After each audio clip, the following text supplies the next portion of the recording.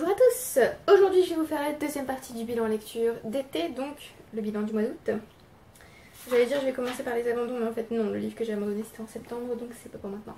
Je vais tenter de garder le même rythme que pour la première partie. J'ai l'impression de ne pas avoir trop divagué et d'avoir parlé assez clairement, qu'on va tenter de faire la même chose là. Le premier livre que j'ai lu c'est Members Only de Samir Pandia, donc c'est aussi un livre que j'ai eu sur NetGalley et aussi un coup de cœur. Du coup je m'attendais pas non plus à recevoir ce livre puisque il a été publié par Houghton Mifflin Harcourt, qui est pour moi aussi une maison d'édition assez importante, donc je me suis dit jamais ils vont m'accepter, jamais.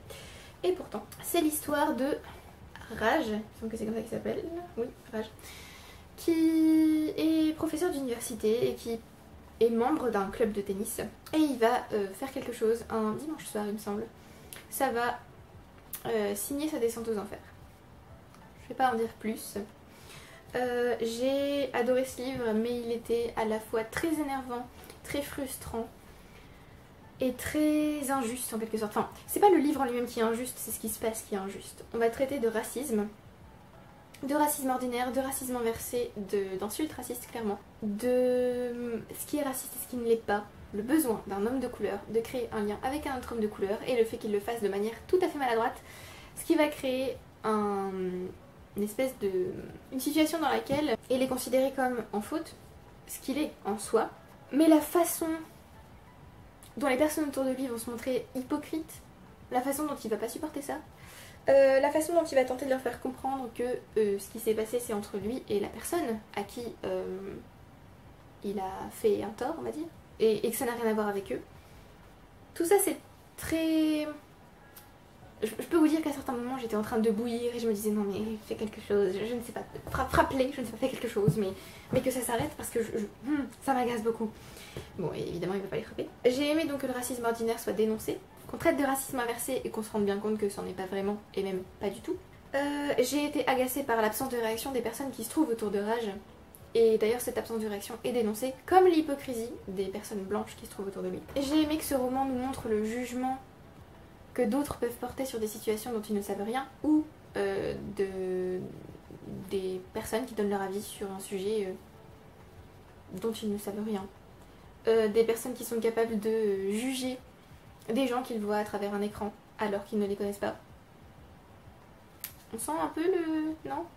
Un chouïa. J'ai aimé que ce roman traite d'enseignement, puisque j'ai aimé que Raj soit enseignant et qu'on voit un peu son travail, sa vie, comment il appartient à la communauté universitaire. J'ai aimé aussi qu'on traite de cyberviolence, de cyberharcèlement et du fait que tout peut dégénérer très très rapidement. Ce livre, je l'ai adoré, c'est un vrai coup de cœur, mais pour autant, quand il s'est terminé, j'étais vraiment très déçue parce que la fin est logique et réaliste, mais je voulais pas que ça se termine comme ça.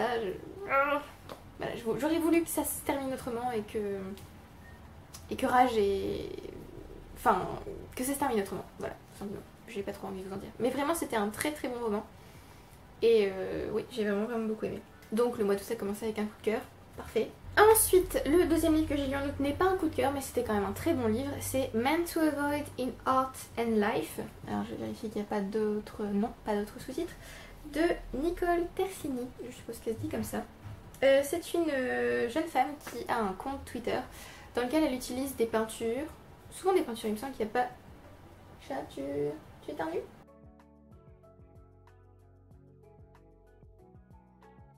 Mishka ? Mishka ? T'es dans le jugement ? Je le vois, ouais. Bon. Ouais, mais il paraît qu'elle utilise des tableaux aussi, c'est pas sa faute. Elle utilise des tableaux pour illustrer des situations de la vie courante. Donc je crois que son Twitter est toujours actif. Par contre, je sais plus comment il s'appelle, je vous avoue. Je crois pas que ce soit le nom de... enfin, le titre du... Je crois pas que ce soit le titre du livre. Mais souvent, donc, sur ces tableaux, on voit un homme et une femme. Et donc, elle fait parler ces personnages. Donc je pense que rien qu'avec le titre vous avez compris, c'est un livre féministe qui se lit vraiment très vite puisqu'on a le tableau et le dialogue en quelque sorte, s'il y a un dialogue, ou juste la phrase de dialogue qui illustre la situation. J'ai trouvé que c'était très drôle, j'ai trouvé que les tableaux étaient très bien choisis. C'est aussi très vrai puisque j'ai reconnu certaines situations. C'est donc un peu, pas gênant, mais on se dit bon, je suis pas la seule à vivre ça, donc tout va bien. Ça donne aussi envie de s'intéresser davantage à l'art, puisque j'ai pas énormément de connaissances en art. C'est pour ça que j'ai commencé The Story of Art et que j'ai toujours pas continué. Peut-être le seul bémol de ce livre, c'est qu'il est vraiment très court et qu'il se lit vraiment très vite et que donc on arrive à la fin et on se dit mince, j'aurais aimé en voir plus. Mais pour autant, c'est vraiment très bien fait et j'ai bien apprécié. Donc allez peut-être voir le Twitter. Si je le retrouve, je vous le mets en description. Oui, c'est vraiment sympa, je trouve. Et je n'ai pas fait de chronique pour ce livre, à part sur Goodreads. Je l'ai aussi eu sur NetGalley. Je sais pas si je vous le dis. Le suivant aussi vient de NetGalley. C'est Give Yourself Margin, A Guide to Rediscovering and Reconnecting with Your Creative Self de Stacy Bloomfield, publié par Andrews Macmill Publishing, donc la maison d'édition qui laisse tous ses livres à disposition pour les lecteurs. J'ai aussi beaucoup aimé ce livre, qui n'est pas un coup de cœur. J'ai adoré les illustrations. J'ai trouvé qu'elles étaient vraiment très belles. J'ai trouvé que le message était important, parce que même si certains d'entre nous savent qu'il faut se laisser du temps, de l'espace, de la marge, comme dit le titre, certains ne le font pas du tout et ont besoin de relire le même message ou d'être motivés pour le faire. Et donc ce livre est assez motivant, on peut le placer dans le développement personnel je pense. Assez motivant, assez inspirant aussi. Et j'ai aimé que l'autrice parle un peu de son expérience personnelle dans ce livre. Voilà, et aussi on peut dire que franchement les couvertures de cette maison d'édition sont top. Donc bravo, niveau travail éditorial, c'est très bien. Donc voilà, ce livre est parcouru d'illustrations et j'ai trouvé qu'il était assez motivant en fin de compte. Pareil, j'ai pas fait de chronique sur le blog, mais j'ai fait une chronique sur Goodreads si vous avez envie de la lire. Donc elle est en anglais, bien sûr. Toujours NetGalley et toujours la même maison d'édition, j'ai lu Floriographie. Alors là par contre il y a un sous-titre. Oui, donc Floriographie, je suis désolée, je le dis à la française, mais avec les mots qui se ressemblent en français et en anglais, j'ai du mal à les prononcer à l'anglaise, j'avoue. Donc Floriographie. An Illustrated Guide to the Victorian Language of Flowers de Jessica Roux. Et pareil, je l'ai prononcé à la française. Par contre, ce livre-là est un vrai coup de cœur. Il me faut absolument un exemplaire papier de ce livre parce qu'il est, alors à la fois il est très beau, très inspirant, très instructif. Et juste si j'ai envie de l'avoir sur ma table, pouvoir le feuilleter, me souvenir enfin me dire tiens j'ai oublié ce que veut dire cette fleur, donc allez vérifier dans le livre. Puisque ce livre en gros c'est la signification des fleurs en fait. Puisque dans l'introduction, l'autrice nous explique que pendant l'ère victorienne, les gens n'exprimaient pas leurs sentiments, parce que c'était tabou, parce que ça se faisait pas, et donc ils utilisaient les fleurs en fait pour s'exprimer leurs sentiments, que ce soit des sentiments positifs ou négatifs, que ce soit du ressentiment ou de l'amour. Et donc chaque fleur avait une signification particulière. Donc vous pouvez former des bouquets de fleurs différentes pour dire quelque chose, ou simplement offrir un bouquet d'une fleur pour exprimer quelque chose, ou même mettre une fleur à la boutonnière ou quoi. Je trouve que c'est formidable de parler comme ça avec des fleurs. D'ailleurs je me suis inspirée du coup de ce livre pour écrire quelque chose parce que ça m'a vraiment, je sais pas, ça m'a particulièrement touchée. Je me suis dit que c'était beau en fait de communiquer comme ça avec des fleurs. Et tout était génial dans ce livre, les explications, comme je vous l'ai dit, les explications, les illustrations. À la fin on a une section bouquet. Et oui, j'ai trouvé que c'était voilà, juste beau. Pour certaines fleurs, l'autrice va nous expliquer un mythe qui est lié à la fleur. Et oui, voilà, j'ai trouvé que c'était top. Que vous dire de plus? Ce livre était vraiment génial et j'ai hâte d'avoir un exemplaire à moi pour pouvoir vous le montrer en vrai. Et j'ai très envie aussi de l'offrir à une amie qui aime beaucoup les plantes. Bon, là ce sont des fleurs du coup, mais je pense que c'est une bonne idée. Ensuite, alors dernier, non c'est pas le dernier, mais après on va passer à un autre livre qui ne vient pas de NetGalley, mais le livre suivant vient lui aussi de NetGalley, c'est Driftwood de Mary Brennan, je pense qu'on le dit comme ça. C'est son nouveau roman, donc Mary ou Marie pareil, hein, comme ce sont des noms qui se ressemblent en français et en anglais, j'ai du mal à les prononcer, donc on va dire Marie. Mary Brennan a écrit Les Mémoires de Lady Trant, A Natural History of Dragons, je crois, que j'ai très envie de lire. Donc j'avais déjà très envie de lire, et du coup, après lecture de Driftwood, oui, j'ai encore plus envie de le lire. Donc ça n'a rien à voir avec l'univers de Lady Trant, mais j'ai... l'écriture, tout ça, enfin je veux dire, la façon dont c'est écrit, le concept, ça m'a donné très envie de lire ses autres œuvres. Mais donc elle est connue pour ça, elle est aussi connue pour avoir écrit Warrior, je crois, et quelque chose avec une cour, il me semble. Toutes ces séries sont dans ma wishlist. Mais pour l'instant, donc je n'ai lu que sa dernière parution, qui s'appelle donc Driftwood. Alors, c'est l'une des chroniques les plus compliquées que j'ai eu à écrire, parce que je ne peux pas trop vous en dire, sinon ça va gâcher complètement les révélations du livre. Et en même temps, je dois vous en dire assez pour vous intéresser. Ouais. Alors, je vous conseille de ne pas lire le synopsis si vous aimez lire Entrer dans vos livres à l'aveugle, parce que le synopsis en dit vraiment beaucoup. Bon, il n'empêche que j'étais quand même... Enfin, je l'ai lu en diagonale le synopsis, parce que définitivement je ne lis plus les synopsis, parce qu'ils spoilent souvent, voire toujours. Et certains synopsis d'édition anglaise spoilent même l'entièreté du roman. Et je trouve ça vraiment dommage, parce que du coup, comme il n'y a plus de... Bah, il y a plus de suspense, en fait. Donc forcément, la surprise est gâchée, donc voilà. Donc là, Driftwood spoil un peu, on va dire, puisque le tout début du roman, je pense que le lecteur est censé entrer en ne sachant rien et en découvrant le monde en même temps que les personnages. Donc si vous avez lu le synopsis, bah vous ne pourrez pas découvrir le monde en même temps que le personnage, parce que vous saurez quand même quelque chose de plus par rapport au personnage. Voilà. Alors, comment en parler sans spoiler? J'ai fait une chronique comme ça, hein, oui, j'ai écrit la chronique sur Goodreads et sur mon blog, donc si ça vous intéresse, vous pouvez y aller. Non, je peux pas vous expliquer. Non, je vais rien vous expliquer. Si vous avez envie d'en savoir plus, allez voir la chronique. Parce qu'il y a une partie pour ceux qui veulent entrer à l'aveugle et une partie pour ceux qui veulent en savoir un peu plus, histoire de savoir un peu où ils vont marcher. Si vraiment ça vaut le coup, si vraiment ça va leur plaire. Simplement, sachez que j'ai adoré l'univers. Vraiment, j'ai trouvé ça génial. J'ai adoré le personnage de Last, qui est très mystérieux et qui porte bien son nom, j'ai envie de dire. J'ai adoré la poésie qui se dégage de ce roman. Poésie dont je ne peux pas vous parler parce que ça vous spoil si vous n'avez pas envie de connaître le concept du roman avant de le lire. J'ai trouvé que c'était à la fois beau et horrible, que c'était, oui, en fait, très très poétique. J'ai beaucoup aimé l'écriture aussi. Le roman, à partir d'un moment, ressemble plus à un recueil de nouvelles qu'à un roman, puisque c'est plus du tout linéaire, ce sont des différents narrateurs qui vont nous raconter une histoire en fait. Et histoires qui sont retranscrites par un personnage cadre, un peu comme dans Féline, dont je vous ai parlé dans la vidéo précédente. J'ai beaucoup aimé, ça je peux vous le dire, je pense que ça va pas vous dire grand chose si vous n'avez pas lu le synopsis. J'ai beaucoup aimé que le roman accorde énormément d'importance à la mémoire, au fait de se souvenir, de garder en fait, comment dire, de faire tout pour garder un souvenir, la mémoire de son peuple ou de sa famille, ou voilà. Je trouvais que ça c'était vraiment bien. Et c'est aussi un livre très émouvant. La fin m'a démolie, même si régulièrement hein, on vous démolit quand même, mais alors la fin, d'accord. Le seul bémol que j'ai noté, mais qui n'empêche pas ce livre d'être un coup de cœur, c'est comme je vous l'ai dit que c'était confus au début, mais je pense que c'est voulu parce que le but c'est que le lecteur entre dans l'univers comme le personnage, donc en ne sachant rien.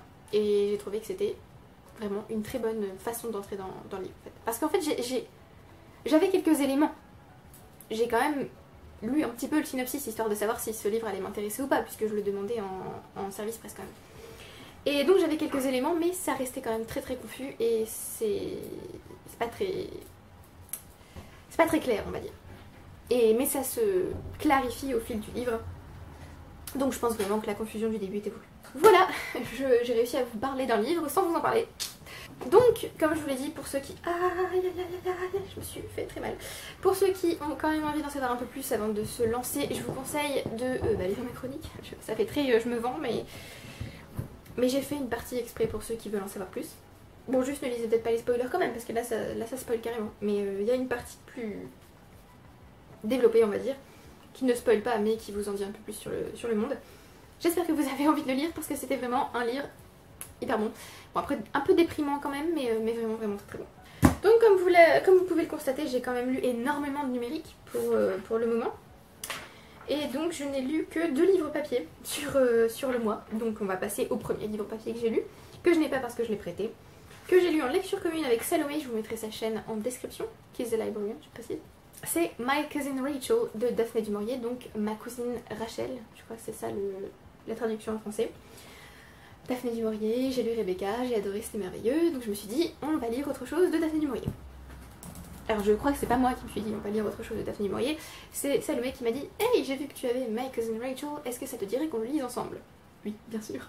Donc Daphné du Maurier, alors avant même de regarder le synopsis, que je n'avais pas regardé d'ailleurs, puisque je ne voulais surtout pas me spoiler, comme je vous l'ai dit, hein, les éditions anglaises spoilent vachement les romans, je trouve, surtout quand ce sont des classiques, même des classiques modernes comme Daphné du Maurier. Souvent ils pensent que vous savez déjà, Donc ils vous mettent en plein milieu. Ah, et il se passe... Par exemple, le synopsis du livre de poche de l'édition d'Anna Karenine spoil complètement le livre. Merci beaucoup. Oui, donc je n'ai pas relu le synopsis, je n'ai pas vu le film, mais avant même de lire le roman, je savais que rien que l'écriture allait me plaire, puisque dans Rebecca, j'ai adoré l'écriture. La première fois que j'ai lu Rebecca, j'ai eu un petit peu de mal avec la narratrice, mais on ne va pas parler de Rebecca aujourd'hui, on va se concentrer sur My Cousin Rachel. Et donc je savais déjà que j'allais aimer l'écriture.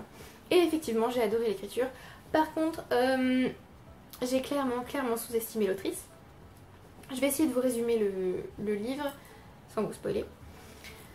On est dans la tête de Philippe, qui est fils adoptif, entre guillemets, d'Ambroise. Ambroise qui ne veut pas se marier, parce que les femmes... Oui, alors, ce livre est misogyne, mais pas étonnant. Enfin, ce livre. Oui, ce livre est misogyne parce que Philippe est le narrateur, mais... Voilà. Donc, il ne veut pas se marier, et un jour, il se marie effectivement avec une femme qui s'appelle Rachel. Et donc le roman s'appelle My Cousin Rachel parce que Ambroise, en plus d'être le père adoptif de Philippe, est son cousin. Je pense que je ne vais pas vous en dire plus. Je pense que si vous avez regardé le trailer du film, vous en savez déjà un peu trop, honnêtement.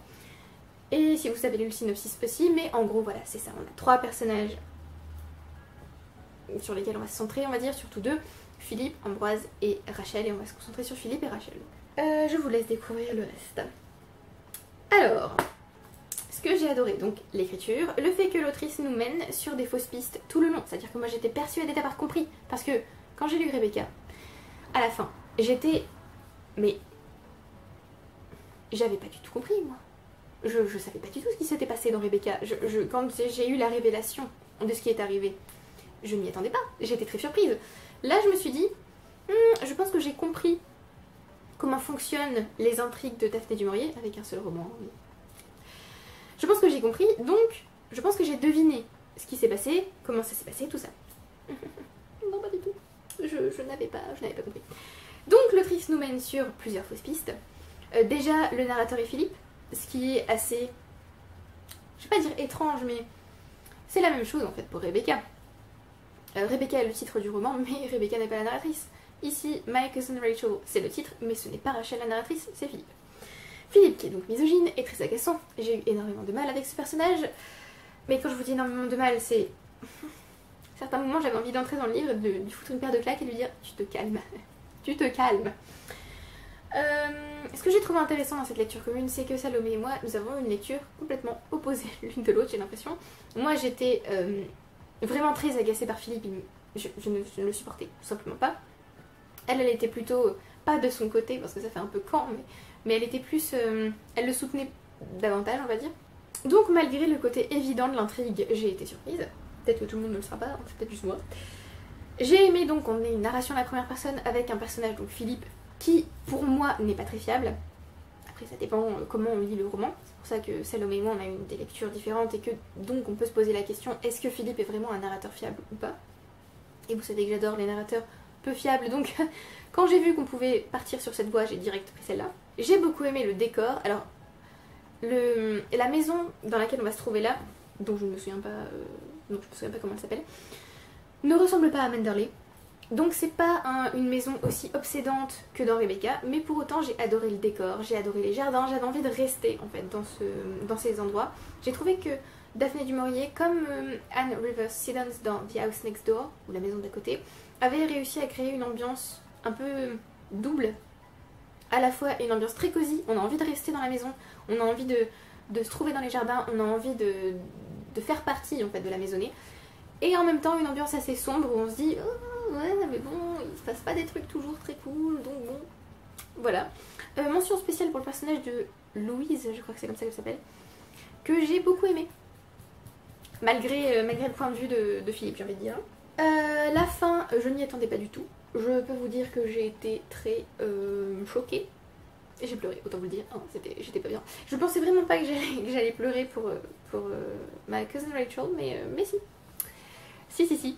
C'était dur. J'ai eu énormément de mal avec cette fin. Mais donc c'était un énorme coup de cœur et je peux le dire, j'adore Daphné du Maurier, j'ai envie de lire tous ses livres. Donc voilà, le prochain sera sans doute cet automne ou cet hiver, toujours avec Salomé. On va choisir lequel on va lire. J'ai The Birds qui est quelque part ici. Je ne sais pas où, je ne le vois pas. Mais je l'ai. Et il y a aussi The Doll and Other Stories sur Scribd, donc au choix. Ensuite je suis retournée vers NetGalley puisque comme je vous l'ai dit j'ai reçu beaucoup de services presse d'un coup, donc je me suis dit oula, si je ne veux pas me faire bannir ou je ne sais quoi, il faut que je carbure. Donc c'est ce que j'ai fait. J'ai donc ensuite lu The Last to Know de Joe Furniss, qui est donc son 3e roman il me semble. C'est aussi un thriller comme Imperfect Woman. C'est... Alors comment expliquer? Je vais tenter d'expliquer à nouveau sans spoiler.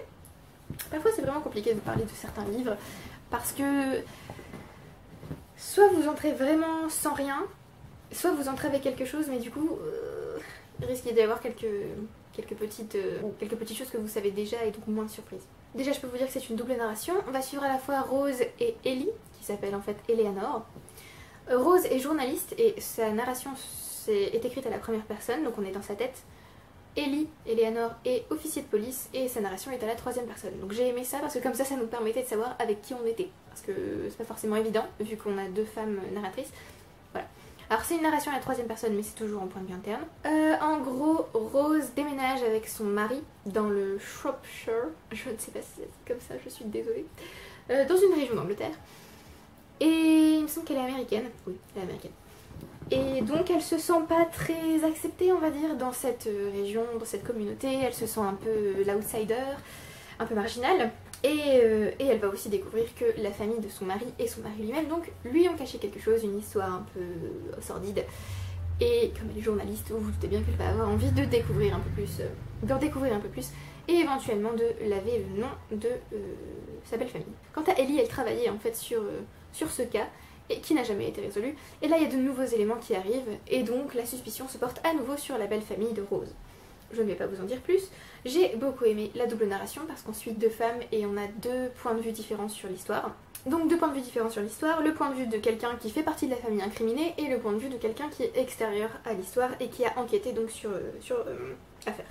J'ai beaucoup aimé le décor, que ce soit la maison en elle-même puisqu'on va se trouver dans une maison, alors pas une maison hantée mais une maison assez sombre, Earthwood House, ou Earthwood Manor, il me semble.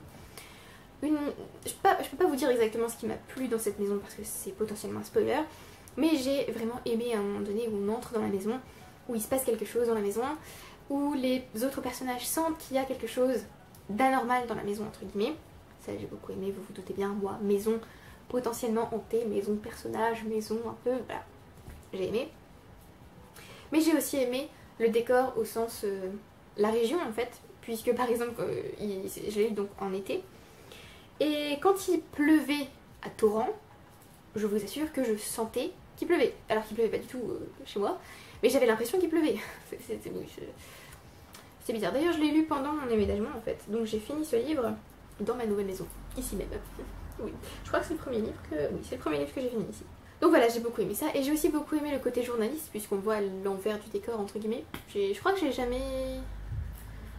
Si, j'ai lu World War Z qui était écrit par un journaliste, mais bon, c'est pas vraiment le même type d'histoire. Il me semble que j'ai jamais vraiment lu de roman où on suit un journaliste dans le monde réel, entre guillemets, ou dans une intrigue contemporaine. Donc c'était intéressant, je trouve. En revanche, quelque chose qui m'a pas trop plu dans ce livre, ce sont les répétitions, qui, je trouve, rallongent vachement le roman, alors qu'il aurait pu être vachement plus court. Et j'ai trouvé que c'était... Oui, c'était... Ça gâchait, en fait, un peu le rythme. Par exemple, Rose répète beaucoup les choses. Je suppose que c'est parce qu'elle réfléchit ou parce que ça la dérange, ou parce qu'il y a quelque chose qui va pas. Oui, donc j'ai trouvé quelques longueurs et j'ai trouvé que c'était un petit peu dommage parce que ça freinait en fait le rythme. Sinon, il y a quelques éléments potentiellement surnaturels. Hein, est-ce que ça l'est, est-ce que ça l'est pas, on peut douter, donc on peut éventuellement parler de fantastique. Mais il y a quelques éléments potentiellement surnaturels que j'ai bien aimés. Donc en gros, j'ai bien aimé The Last to Know. C'est pas un roman coup de cœur, c'est pas un livre waouh. Mais je pense que c'est pas un livre waouh parce que j'ai déjà lu énormément de livres waouh en juillet et en août. Donc celui-ci, même s'il était très bon, bah du coup, je pense qu'il a pris un coup à cause des livres que j'avais lus avant. Ensuite, je suis retournée sur Scribd. Comme je vous l'ai dit, beaucoup de numérique. Hein. Et j'ai lu Burning in Water, Drowning in Flame de Charles Bukowski. Je pense que ce recueil a été traduit. Mais alors, vous dire le titre. Je vois pas de titre. Je vois pas le nom traduit. Mais je pense qu'il a été. Je crois que c'est une des dernières.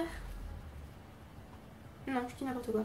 C'est-à-dire, je crois que c'était une des dernières.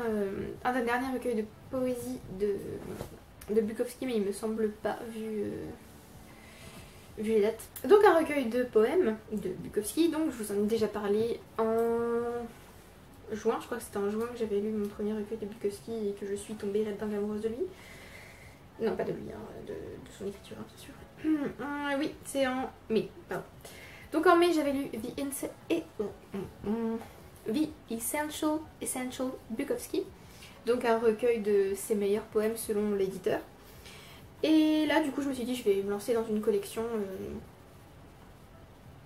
lambda, on va dire, sans choix de l'éditeur, plutôt un choix du poète lui-même. Et j'ai beaucoup aimé. Alors, j'ai beaucoup aimé parce que j'ai retrouvé certains poèmes qui se trouvaient déjà dans Essential Bukowski et j'en ai trouvé d'autres que j'ai trouvé vraiment très bons, très beaux. J'ai à nouveau retrouvé l'émotion que j'avais ressentie quand j'ai lu Bukowski pour la première fois. J'ai retrouvé des thèmes que j'aime beaucoup, qui me touchent particulièrement. Certains vers sont si beaux que j'ai quasi envie de me les faire tatouer tellement voilà. J'ai été émue par certains poèmes, j'ai trouvé que certains étaient authentiques et j'ai trouvé que... Enfin je sais pas, j'ai aussi été touchée par la souffrance qu'on peut ressentir parfois. On a l'impression que le poète souffre et que quand il écrit certains de ses poèmes, je sais pas, ça transparaît en fait sur la page. Et il évoque aussi l'échec, la mort, la vieillesse, la jeunesse, l'amour, tout ça. Donc j'ai trouvé ça vraiment très bon. Mais pour autant, il y a plusieurs poèmes avec lesquels ça n'a pas du tout fait pour moi. J'ai rien ressenti en les lisant. Et je vais pas dire qu'ils ont gâché le recueil, non. Mais du coup, j'ai l'impression qu'il y a deux Bukowski en fait. Il y a mon Bukowski, entre guillemets, que j'adore, qui me touche vraiment beaucoup, qui m'émeut, on va dire. Et il y a l'autre Bukowski qui écrit des poèmes qui me laissent parfois un peu perplexe ou qui me laissent sur le bas-côté en tout cas, qui me laissent sur le seuil du poème et j'y entre pas. Donc voilà. Est-ce que j'ai noté que j'avais aussi lu... Non, j'ai pas noté, mais du coup je vais vous en parler rapidement là, juste là. Donc ce recueil n'est pas un coup de cœur à 100%, mais j'ai quand même beaucoup aimé. 30 secondes, je vais m'arrêter dans les chroniques pour vous parler rapidement de Piranesi, puisque j'ai reçu un extrait de ce roman sur NetGalley. Et j'ai pas eu le livre en entier malheureusement, mais j'ai eu un extrait d'une trentaine de pages. Alors en réalité 30 pages c'était le PDF complet, donc en fait j'avais 20 pages, quelque chose comme ça, assez pour me donner hyper envie de continuer à lire sans avoir le livre donc Piranesi, c'est le nouveau roman de Susanna Clarke qui a écrit Jonathan Strange and Mr. Norrell, que je n'ai toujours pas lu entre autres. Et là surtout j'avais envie de lire ce roman parce que ça se passe dans une maison. Toute l'intrigue apparemment se passe dans une maison. Et il y a deux personnages je crois. Donc c'est un huis clos. Alors, j'ai pas voulu relire le synopsis parce que je l'avais lu il y a longtemps quand j'ai ajouté le livre dans ma wishlist. Et heureusement je ne l'ai pas relu parce que j'ai l'impression qu'il en dit beaucoup. Mais bref, j'ai commencé le roman. Alors, un peu comme pour Driftwood, j'ai l'impression que c'est un livre, quand on commence, on est hyper confus et on ne comprend absolument pas ce qui se passe. Mais c'est l'intention. On se trouve dans une maison et il y a une espèce de calendrier des marées. Et voilà, je pense que je vais pas en dire plus. On suit le personnage qui est aussi... alors, personnage principal et narrateur.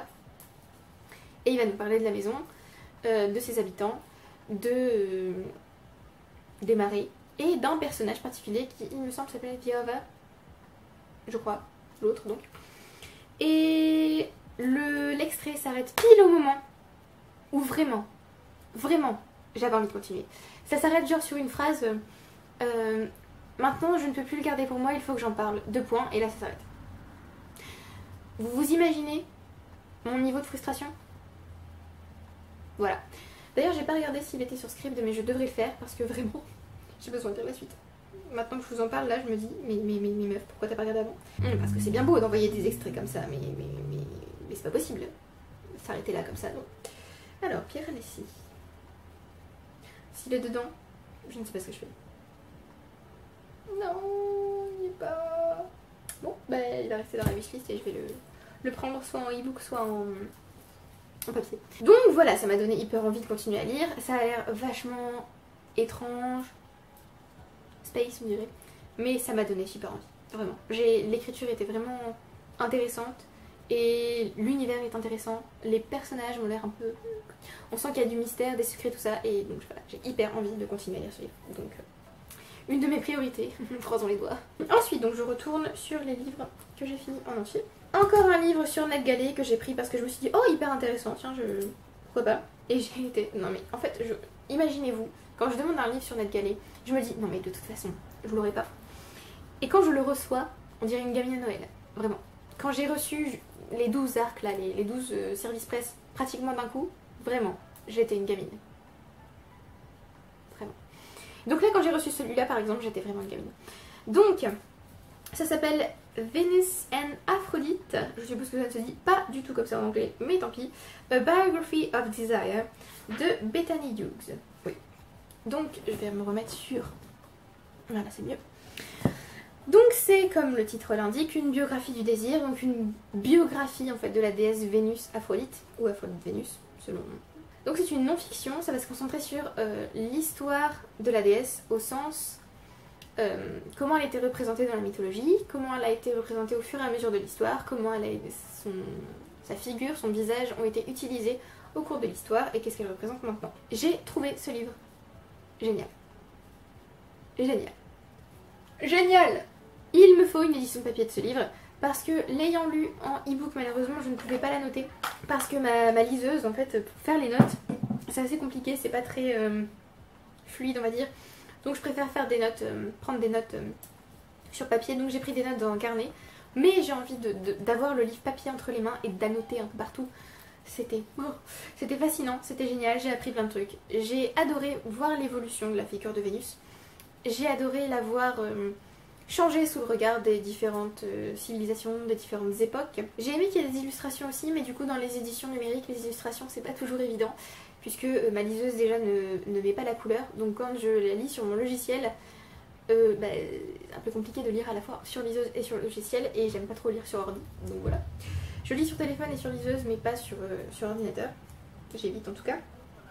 Donc voilà, j'ai adoré voir l'évolution du désir, de l'image, de la déesse, de l'image de la femme en fait à travers elle. Et j'ai adoré qu'on ait cette dualité de Vénus, déesse de l'amour, mais aussi déesse de la guerre, déesse de la beauté mais aussi déesse de la luxure, tout ça, j'ai trouvé ça génial, vraiment. J'ai trouvé que c'était un livre vraiment très instructif, très intéressant et ça m'a donné envie de faire plus de recherches sur l'image de la femme, à travers la mythologie, tout ça. C'est d'ailleurs la raison pour laquelle j'ai lu un autre livre qui touche à cette image de la femme, tout ça, mais je vous en parlerai après puisque avant j'ai quand même fini un autre livre. Donc voilà, exceptionnel ce livre, je vous le recommande, il est vraiment top. À la fois mythologie, histoire, c'était génial. Ensuite, toujours sur NetGalley, j'ai lu All the Sonnets of Shakespeare de Shakespeare et édité par, alors je crois que c'est Stanley Wells. Oui, Stanley Wells et Edmond Richardson. Non, Edmondson, mince, c'est Richard du coup? J'arrive pas à lire. Non, Paul. Oh, donc Paul Edmondson, Stanley Wells et Shakespeare. Donc là, on a regroupé dans une seule édition tous les sonnets de Shakespeare, c'est-à-dire tous les sonnets qu'il a écrits dans son recueil sonnet, mais aussi tous les sonnets qui font partie en fait de ses pièces de théâtre. Et j'ai trouvé ça super intéressant, parce que du coup ils les ont regroupés chronologiquement. Donc on a des extraits de, par exemple, on a des extraits de Roméo et Juliette, ou de... Mince. Il y en a plusieurs, mais c'est surtout Roméo et Juliette qui m'a frappée, sans doute parce que j'ai lu cette pièce de théâtre. Et donc c'est regroupé chronologiquement. J'ai beaucoup aimé que ce soit expliqué parce qu'en fait on a juste en dessous du sonnet, on a le sens littéral parce que clairement quand on lit Shakespeare en anglais, même en français parfois c'est compliqué, mais alors quand on le lit en anglais on se rend compte que vraiment c'est compliqué. Donc j'ai trouvé que c'était intéressant d'avoir cette espèce de périphrase pour comprendre en fait le sens. J'ai aimé qu'il y ait aussi des points de vocabulaire qui pouvaient par exemple expliquer un sous-entendu sexuel, ça arrive souvent chez Shakespeare. J'ai aimé les thèmes abordés. On a par exemple le sonnet 80 qui parle de la vieillesse et du fait que même quand la personne à laquelle est adressé le poème, même quand cette personne sera décédée, eh bien elle survivra grâce au poème qu'a écrit le poète et qui lui est dédié. J'ai trouvé ça si beau. Donc voilà, on a tout un tas de thèmes comme ça. On a bien sûr l'amour, décliné sous pas mal de... la jalousie, le fait d'être l'esclave d'un homme ou d'une femme, le fait d'être malheureux parce que il ou elle a choisi quelqu'un d'autre, tout ça. J'ai trouvé que c'était assez varié, on va dire. D'ailleurs, j'étais en train d'écouter l'album de Niall Horan qui s'appelle Heartbreak Weather, et étrangement, c'était un peu bizarre parce que je retrouvais en fait les thèmes de Shakespeare chez Niall et inversement. Donc j'ai trouvé qu'ils allaient bien ensemble. C'était pas mal. J'ai aimé l'harmonie, j'ai aimé le chant des sons dans les sonnets de Shakespeare. J'ai adoré qu'il y ait une analyse du sonnet à chaque fois, ça c'était vraiment top. L'explication, la paraphrase comme je vous l'ai dit, et le vocabulaire, et donc évidemment le sonnet 80. J'aimerais beaucoup avoir cette édition des sonnets du coup, parce que j'ai trouvé que ça présentait en fait de façon assez organique les sonnets. Ils étaient bien agencés ensemble en fait. Du coup ça m'a donné bien envie d'avoir cette édition en papier.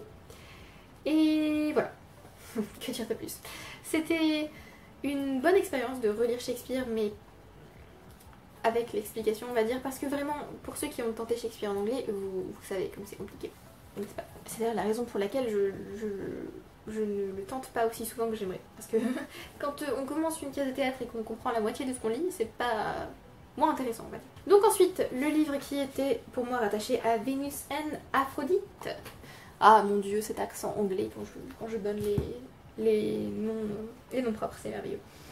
Donc ce livre rattaché à cette autre non-fiction, c'est Woman and Power de Mary Baird, qui a été traduit par Les femmes et le pouvoir, je crois.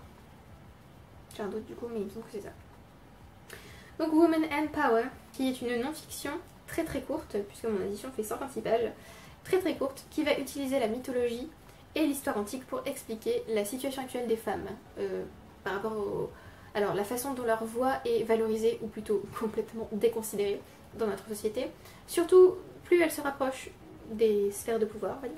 J'ai trouvé ça passionnant, j'ai trouvé ça génial, j'ai trouvé ça hyper intéressant, j'ai trouvé que c'était hyper instructif parce que du coup on apprend beaucoup sur la mythologie, sur l'histoire, et en même temps on apprend aussi sur l'histoire actuelle parce qu'il y avait des choses que je ne savais pas du tout.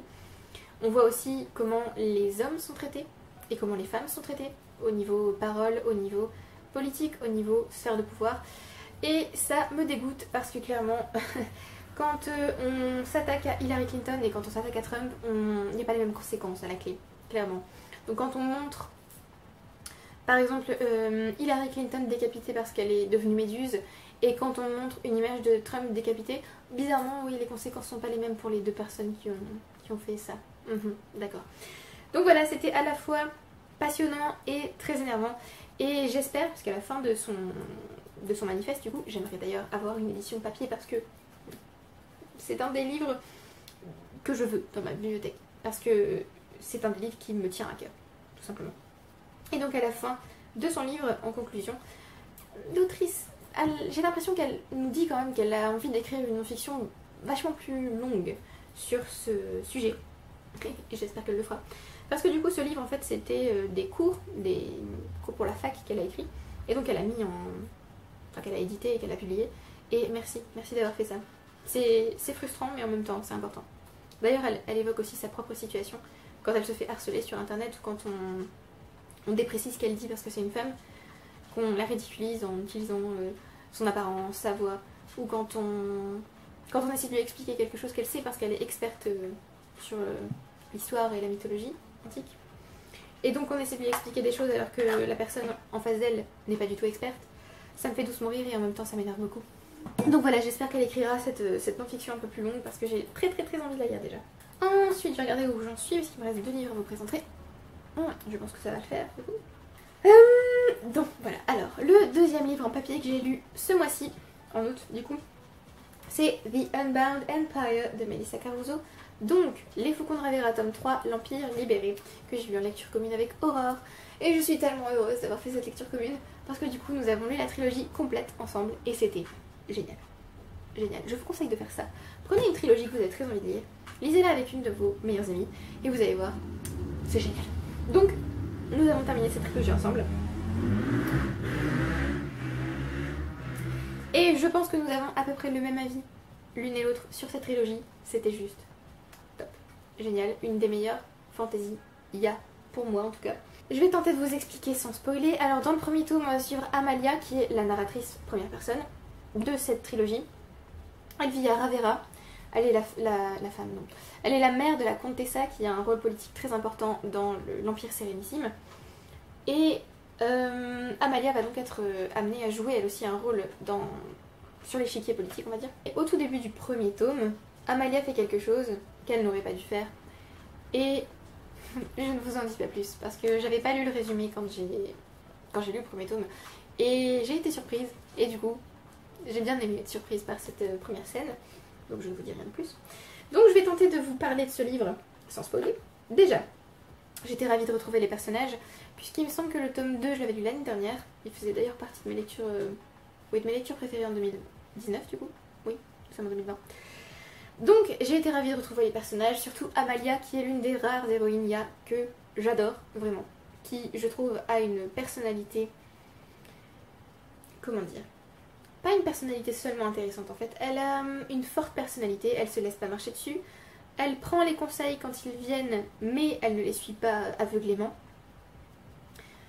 Elle est... Oui, moi je suis... En fait, tout le long de la trilogie, j'étais tellement fière de ce personnage que... Voilà, oui, j'étais fière d'elle, voilà. Il y a 2 scènes dans ce tome où vraiment, j'étais fierté, c'était... Voilà. On retrouve donc d'autres personnages que j'ai adorés, par exemple Zaira, Gérif, je pense que ça se dit comme ça son nom. Un personnage qui n'apparaît que dans le tome 2, donc je sais pas si je peux vous donner son nom, mais je vais le donner quand même. KV, je pense que ça se dit comme ça, mais je ne suis pas sûre, j'adore ce personnage. En revanche, je retrouve aussi un personnage que je n'aime pas du tout et que même dans ce tome 3, je ne l'aime pas. Marcello, vraiment. Le pauvre. 3 tomes et vraiment toujours au bout du 3e tome, non, vraiment pas du tout mon type. Je n'aime pas ce personnage, vraiment pas. Il n'est pas au niveau de Mal dans Grisha. Alors, je parle de Mal, je veux pas dire qu'ils ont la même histoire, la même évolution ou quoi. Hein. Simplement, on va dire que c'est le personnage masculin principal du roman. Et que, comme Mal, qui est aussi l'un des personnages masculins principaux dans Grisha, je ne l'ai pas aimé. Pas, donc, comme je vous disais, pas au point de Mal que je détestais par-dessus tout. Mais là, on n'est pas loin. Vraiment, Marcello, tu m'as saoulée. Pour tenter de ne pas spoiler, j'ai trouvé que le méchant de l'histoire était un très bon méchant. Il a une raison de faire ce qu'il fait. C'est pas juste ah là là, il est méchant et il veut détruire le monde parce que il est méchant. Non. Il a des raisons, on va dire. On peut penser qu'elles sont mauvaises, hein, mais lui pense qu'elles sont bonnes. Donc il a des raisons qui sont pas... Voilà. J'ai adoré qu'il y ait toujours ce focus politique. C'est vraiment, pour moi, un des gros aspects positifs de ce roman et de cette série en général. C'est le focus sur la politique. J'adore quand les romans se focalisent sur la politique. C'était... j'ai adoré. J'ai adoré l'univers, j'ai adoré la magie. J'ai adoré aussi qu'il y ait des phases de...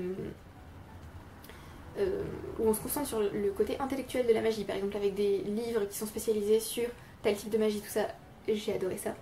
Voilà, j'ai écrit côté académique, oui c'est ça, le côté magie académique j'ai adoré. J'ai adoré le suspense, tout le long du roman j'ai eu peur pour les personnages, tout le long du roman. Il y a une scène qui m'a profondément dégoûtée et où je crois que c'est le chapitre 29, 39. Oui, ça doit être ça. Un des chapitres vers... milieu, fin, voilà, j'ai pas du tout aimé. Mais je pense que si vous lisez le roman, vous comprendrez pourquoi.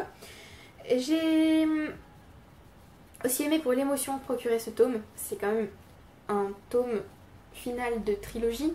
Après, on ne voit plus les personnages. C'est la dernière fois qu'on passe un moment avec eux. Et j'ai été émue plusieurs fois. Alors, j'ai ressenti à la fois de la joie, de la peur, de la colère aussi. Il y a des moments où j'avais envie d'entrer dans le livre et de frapper des personnages. J'ai été touchée à certains moments et j'ai adoré la fin. Voilà, donc c'est l'une des... je sais pas pourquoi j'allais dire l'une des rares trilogies, parce que souvent quand je commence mes séries je ne les finis pas, donc je ne peux pas savoir si la fin est bonne. Mais vraiment là j'ai adoré la fin, c'était la fin parfaite, c'était génial. Donc voilà, si vous n'avez toujours pas lu cette trilogie, qu'attendez-vous? C'est une très bonne trilogie qui s'appelle en anglais d'ailleurs Swords and Fire, parce que je l'appelle les Faucons de Ravera parce que j'ai lu le premier tome en français, mais j'ai lu les 2 tomes suivants en anglais. Et donc c'était formidable. Voilà, une de mes trilogies IA préférées, je pense. Voilà, et il y a pas un 4e tome, c'est un livre qui... On va dire, l'intrigue se passe dans le même univers. Ça se passe en Vaskandar en fait. En Vaskandar, oui. Donc un nouveau livre est sorti par Melissa Caruso qui s'appelle The Obsidian Tower, que je n'ai toujours pas lu, dont l'intrigue donc se passe en Vaskandar et j'ai tellement envie de le lire. Mais tellement. Parce que j'ai aussi adoré ce livre parce que l'intrigue se passe pour partie dans l'Empire Sérénissime et pour partie en Vaskandar. J'avais préféré le tome 2 parce que ça se passait pratiquement uniquement en Vaskandar. Je veux plus de livres qui se passent dans cet univers, s'il vous plaît. Merci. Je pense que nous allons avoir le temps de finir, c'est merveilleux. Et le dernier livre que j'ai lu, non, je me calme. C'est aussi un service presse d'Ed Gallet, donc. Et alors là j'étais persuadée de ne jamais recevoir ce livre. Mais vraiment jamais. Non. Non. J'ai reçu donc ce service presse des éditions Thor. Je sais pas pourquoi, mais dans ma tête, Thor, niveau édition dans la littérature de l'imaginaire, c'est là-bas. Très très haut, donc inatteignable pour moi. Et pourtant, ils m'ont quand même envoyé ce service presse qui s'appelle The Seventh Perfection de Daniel Polanski. Alors, je l'ai demandé parce que je me suis dit, il est très court, c'est Thor, je pense que c'est bon. Je n'ai pas lu le résumé parce que je me suis dit, vu la taille, 176 pages, vu la taille, si je lis le résumé, je vais tout me faire spoiler. Donc on va éviter. Et effectivement, j'ai relu le résumé après lecture et je me suis dit, heureusement que je ne l'ai pas lu, j'aurais été déçue. Pas déçue, mais je veux dire, j'aurais compris plus de choses pendant la lecture, alors que le but c'était de tâtonner un peu. Exactement comme dans Driftwood et dans... je ne sais plus, l'autre livre pour lequel je vous ai dit qu'il fallait tâtonner. Bref, je me suis dit que j'aurais perdu quelque chose en fait si j'avais lu le résumé. Donc heureusement je ne l'ai pas fait. Donc c'est une nouvelle fantasy. Comment résumer sans spoiler? On va suivre Manette, qui est le personnage principal, qui a un rôle particulier. Donc comme pour Driftwood, je vais tenter de vous faire un résumé pour ceux qui ne veulent surtout pas être spoilés. J'ai fait un autre résumé dans ma chronique sur mon blog et sur Goodreads pour ceux qui acceptent d'avoir un peu plus d'informations avant de se lancer dans la lecture. Parce que vraiment ces livres qui sont assez courts quand même, moi je conseille d'y entrer sans rien. Donc voilà. Donc Manette. Et on va se rendre compte dès le tout début, donc ça c'est pas un spoiler, que en gros, même si Manette est le personnage principal, on ne va jamais l'entendre parler. Parce qu'on ne va avoir que les réponses des personnes avec qui elle parle. Donc le format est déjà, je trouve, très original. J'ai beaucoup aimé, du coup. Et alors là, je ne dis plus rien, sinon je risque de vous spoiler. Donc, j'ai adoré que ce livre soit une réflexion sur un sujet très particulier dont je ne peux pas vous parler parce que c'est le centre de la nouvelle et c'est aussi le centre de la révélation, en fait, dans la nouvelle. Donc j'ai adoré le format original, le fait que la narratrice soit privée de voix en quelque sorte, la réflexion sur le thème central donc, l'histoire en elle-même, en fait j'ai trouvé que c'était vachement intéressant de sauter de personne en personne et d'essayer de reconstituer ce qui se passe. Alors ça peut saouler certains lecteurs, mais moi j'aime bien personnellement. Par contre la timeline est linéaire et si jamais il y a des flashbacks, ce sont les personnages qui répondent qui racontent en fait. Donc ça va. Et alors... la chose que j'ai vraiment adoré, la raison pour laquelle ce livre est un méga coup de cœur et pour laquelle je vais d'ailleurs l'ajouter dans les livres préférés du bilan, c'est que à la fin, tout s'emboîte parfaitement, tout est logique, tout est clair et pour moi c'était une révélation genre et c'était tellement bien fait, c'était parfait. De toute façon je crois que c'est le dernier mot de ma chronique à la fois sur Goodreads et sur mon blog, brillant. J'ai trouvé ça brillant, c'était juste top. C'était en plus hyper bien écrit. Donc ça ne gâche rien. Et je ne peux rien vous dire de plus parce que si je vous dis quoi que ce soit de plus, je spoil la grosse révélation de la fin. Voilà. Donc je pense que c'est encore pire. Cette chronique est encore pire que celle de Driftwood parce que je peux encore moins vous dire quelque chose. J'espère que vous ne m'en voulez pas. Mais ce livre... En fait, plus j'y pense, en prenant du recul, plus j'y pense et plus je me dis... ce livre va forcément faire partie des meilleurs de l'année. Tellement à la fin, j'étais sur le cul, tout simplement. Oui, voilà.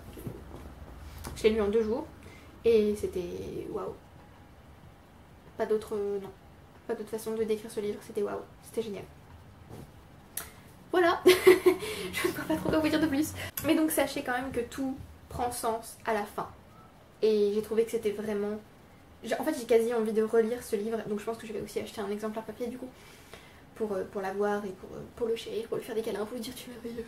Oui, c'était vraiment excellent. Excellent. Hyper original et excellent. Donc, petit bilan rapide. Les meilleurs du mois sont Floriographie, qui est vraiment hyper beau, hyper intéressant, hyper instructif, tout ce que vous voulez, ce livre est génial. Driftwood, qui est hyper touchant et hyper déprimant et cruel et juste beau. Terriblement beau. Sublime au sens de c'est à la fois beau et en même temps... mon Dieu, comme c'est triste. La sensation du sublime, c'est quand on a un espèce de vertige devant quelque chose qui est tellement grand et tellement imposant que c'est à la fois beau et en même temps dangereux. On se dit oh non. Et voilà, c'est un peu ce que j'ai ressenti en lisant Driftwood du coup. Woman in Power.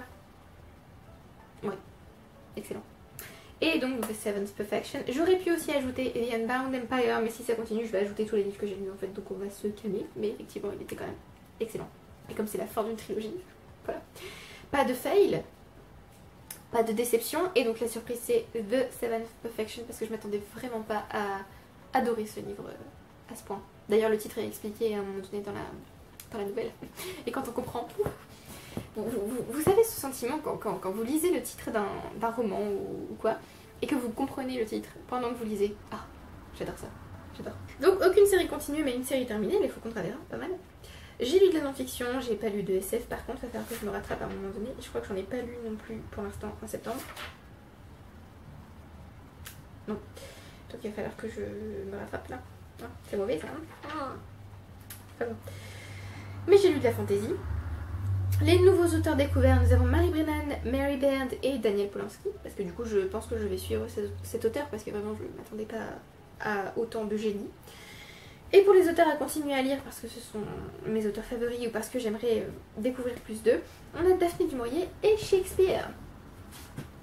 Donc voilà, c'est tout pour ce bilan d'août et donc pour le bilan de l'été. J'espère que vous avez apprécié, merci d'avoir regardé la vidéo jusqu'au bout. Dites-moi ce que vous avez lu en août, quels sont vos coups de cœur ou quels sont les livres que vous avez moins aimés. Dites-moi si vous avez lu les livres dont j'ai parlé et si vous les avez aimés ou si vous avez envie de les lire. Merci à ceux qui aiment, commentent et qui s'abonnent et je vous retrouve bientôt pour une prochaine vidéo. Bye!